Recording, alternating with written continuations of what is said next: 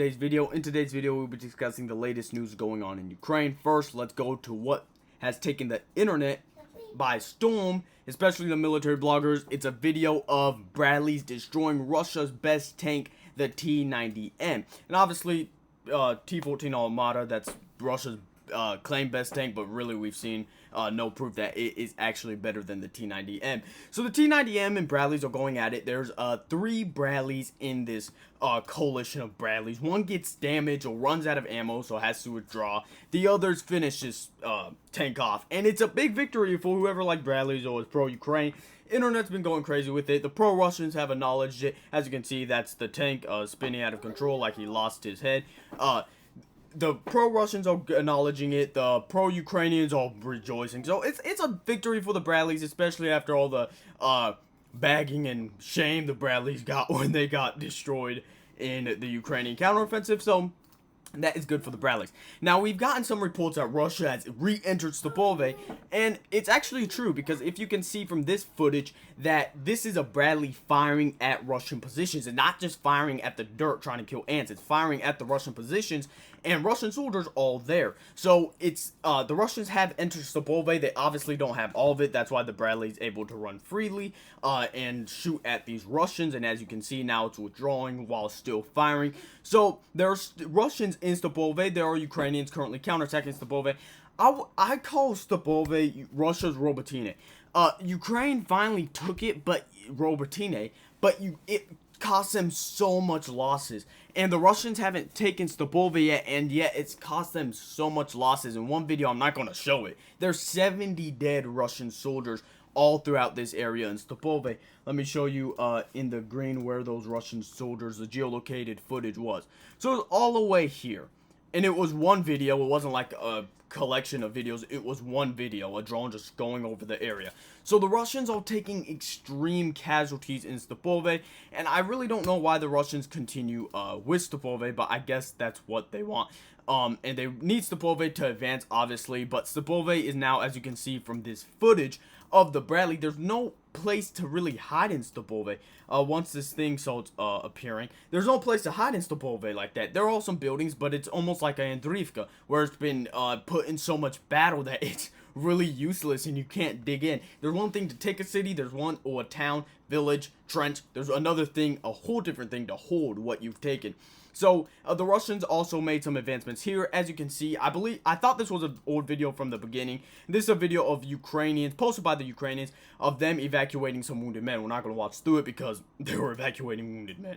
However, today, that was yesterday, and earlier today, and today we got footage of the Ukrainians attacking Russians. Again, we're not going to watch it because those 2 Russians were killed. Also over here, we got footage of a Russian soldier basically getting his arm completely torn off by a drone. His 2 other comrades managed to survive, but he just fell on the ground after running a bit and basically bled out.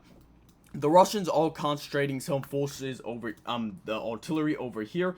Some people say it's to make another attack on the chemical coke plant. I believe that is what they're trying to do, unless the Ukrainians have something up their sleeve. But I think the Ukrainians are pretty content on holding their ground. I don't think the Ukrainians are trying to advance any further. Over here we had some speculation by some mappers that the Russians had control over this area. Even Syriac maps, what many would call pro-Western, pro-Ukraine map, put that under Russian control.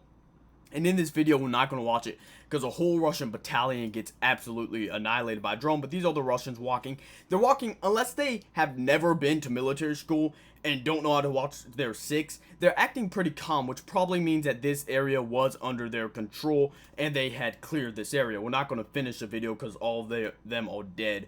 Afterwards, it cuts to where they are dead. However, if that is the case, how calm they were walking, and they weren't like watching their 6, and even though I believe always supposed to do that, they weren't doing that, so it probably meant they felt comfortable in that area, they knew the area, they had the area under their control. So that basically is under Russian control. Over here we see the Ukrainians knocking out some EW equipment, and it's electronic warfare to stop drones. It's the best way to take down a drone.